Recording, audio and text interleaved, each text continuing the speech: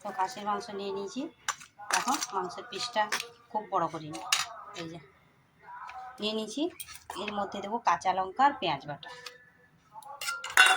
আর দেবো নুন।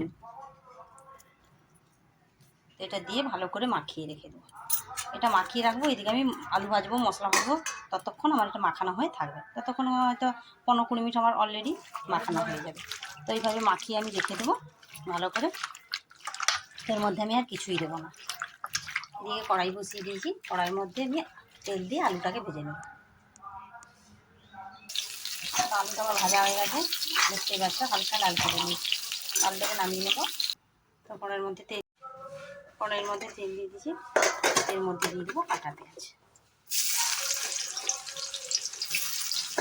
পেঁয়াজটা দিয়ে দেবো। পেঁয়াজটা আমি অনেকটা দিয়েছি, পেঁয়াজটা ভাজাও লাল করে। তো আমার পেঁয়াজ ভাজা হয়ে গেছে, দেখতে পেয়েছো প্রায় লাল হয়ে ভাজা হয়ে গেছে। এর মধ্যে দেবো কাঁচা লঙ্কা, রসুন আর একটা টমেটো পেস্ট করে রাখছি, ওইটাকে আমি ওর মধ্যে দিই। তো দিয়ে দিয়েছি, এটা একটু ভাজতে থাকবো, রসুনের গন্ধটা না যাওয়া পর্যন্ত 2-3 মিনিট একটু নাড়তে থাকবো। এখন আমি হিটটা ফুল দিয়ে দিয়েছি, দিয়ে রসুনের গন্ধটা যাওয়ার জন্য অপেক্ষা করছি। তো এখানে নিয়ে নিয়েছি হলুদ গুঁড়ো, লঙ্কা গুঁড়ো, আদা বাটা আর লঙ্কা বাটা। তো সবগুলোকে আমি একটু জল দিয়ে এটাকে একটা পেস্ট বানিয়ে নেবো, মানে ব্যাটার বানিয়ে নেবো সুন্দর করে জল দিয়ে, কারণ শুকনো লঙ্কা গুঁড়োটা আছে আর হলুদ গুঁড়োটা আছে ওই কারণে। তো একসঙ্গে আমি এটাকে জল দিয়ে একটা পেস্ট বানিয়ে নেবো। তো এদিকে আমার রসুনটাও ভাজা হচ্ছে। রসুনটা কিন্তু আমি দিয়েছি বলে ফুল দিয়েছি, কারণ আমার রসুনটার গন্ধ অলরেডি চলে গেছে। তো এইভাবে রসুনের গন্ধ কিন্তু একবারে যায়নি, একটু আছে, যে কড়া যে একটা যে উচ্চ গন্ধ, ওই গন্ধটা চলে গেছে। তো এবারে আমি যে মশলাটা জলে দিয়ে রেখেছি, পুরো মশলাটাকে আমি দিয়ে দিই। আর একটু ধুয়ে প্লেটটা ধুয়ে জল দেবো। তো প্লেটটা ধুয়ে একটু জল দেবো, আর দেবো একটা গোটা টমেটো। তো এবার আমি হিটটা কমিয়ে দেবো, একটু নুন দেবো, মশলাটা এবার আমি নুন দেবো, দিয়ে ঢাকা দিয়ে দিয়ে হালকা হিটে কষতে থাকবো। হিটটা এবার আমি কমিয়ে মশলাটা কষতে থাকবো। তো ঢাকা খুলে একবার দেখছি, দেখো এটা কষতে বেশ খানিকক্ষণই টাইম লাগবে। তো এটা আমার কষা হোক হালকা হিটে।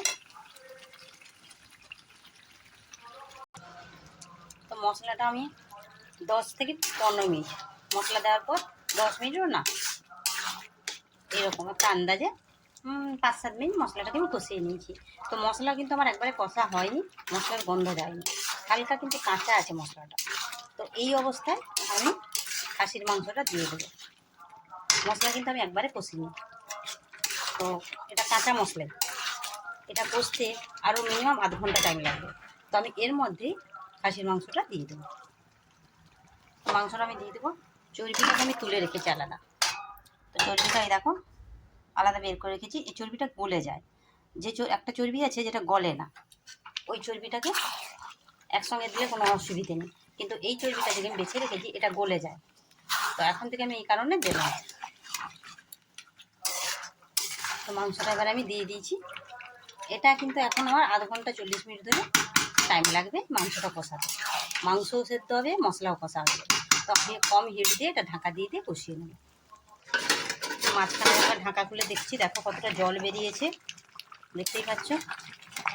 তো এটা আরও অনেকক্ষণ লোক হবে, জলটা বেরিয়েছে, এই জলটা আরও বেরাবে, দিলে আমি জলটা আরও যখন পরিমাণ মতো বেরাবে তখন মাংসটা সেদ্ধ হয়ে আসবে, তখন আমি হিটটা বাড়িয়ে মাংসটাকে মানে জলটাকে শুকিয়ে নেব। তখন আমার জলটা শুকনো হতে টাইম দেবো, কারণ দিলে মাংসটাও সেদ্ধ হবে, মাখানো একটু সেদ্ধ হতে টাইম লাগে। ঢাকা দিয়ে দিয়ে কষিয়ে নেব। কতটা জল বেরিয়েছে দেখতে পাচ্ছ। এবার আমি আলুগুলা দিয়ে দেবো, আলুগুলা যে ভেজে রেখেছি তুলে দেবো। আলু দিয়ে দিয়েছি, আলু দিয়েও এটাকে ভালো করে কষাতে হবে। জলটা যে বেরিয়েছে যতক্ষণ না জলটা শুকনো হচ্ছে। দেখো তরকারির মশলাটা মানে মাংস কষাটা আমার প্রায় হয়ে এসছে, শুকিয়ে এসছে, দেখতেই পাচ্ছ। তো এই অবস্থায় আমি যে চর্বিগুলো রেখেছি চর্বিগুলো দিয়ে দেবো, দিয়ে আর একটু কষিয়ে নেব। চর্বিগুলো দিয়ে একটু কষিয়ে নেব। তো বন্ধুরা, আমি যতক্ষণ কষিয়ে জল ঢালছি ততক্ষণ তোমরা কে কোথা থেকে দেখছো প্লিজ জানিও। আর যারা আমার ভিডিওগুলো দেখো তাদের জন্য অনেক অনেক ধন্যবাদ রইলো। আর যারা দেখো না প্লিজ ভিডিওগুলো দেখো, রেসিপিগুলো দেখো, আর একবার অন্তত এইভাবে করে দেখো কেমন লাগে জানাবে।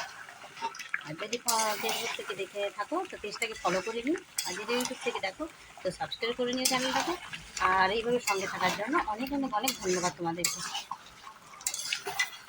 তো তোমরা সঙ্গে আছো, তো এতে আমার উৎসাহ বাড়ছে, আমি ভিডিও দিতেও পারছি। তোমরা এইভাবে যদি আমাকে সাপোর্ট করো, সঙ্গে থাকো, তো আমিও তোমাদেরকে নতুন নতুন ভিডিও দেবো। তো দেখো দেখতেই পাচ্ছ মশলাটা একবারে শুকিয়ে গেছে। তো আরও এটা 2-3 মিনিট হবে, কষাতে থাকবো। তো আমার অলরেডি কষা হয়ে গেছে, দেখতেই পাচ্ছ তেল ছেড়ে এসছে। তো এই অবস্থায় আমি জল দিয়ে দেবো। তরকারিটা আমি জল দিয়ে দিয়েছি, এবারে ফুটতে দেবো, হিট কমিয়ে ঢাকা দিয়ে দেবো। তো এখন ফুটতে থাকবে 5-7 মিনিট, 10 মিনিট আমি তরকারিটাকে ফুটতে দেবো, তবে হিটটা কমিয়ে। মাংস যেটুকু সেদ্ধ বাকি আছে ওটাও সেদ্ধ হয়ে যাবে। তরকারিটা আমার ফুটে এসছে, আমি একটু দেবো চিনি, সামান্য একটু চিনি দেবো। আর দেবো গরম মশলা। গরম মশলা মানে গোটা এলাচ আর দারচিনি লবঙ্গ একসঙ্গে থেতো করে দিয়ে দেবো, থেতো করে দেবো। তো আমার তরকারি হয়ে এসছে, এটা বন্ধ করে 5 মিনিট রাখলে কালারটা চলে আসবে। গ্যাসটা আমি অফ করে দেবো। তো অফ করে আমি 10 মিনিট পর তোমাকে দেখাচ্ছি তোমাদেরকে।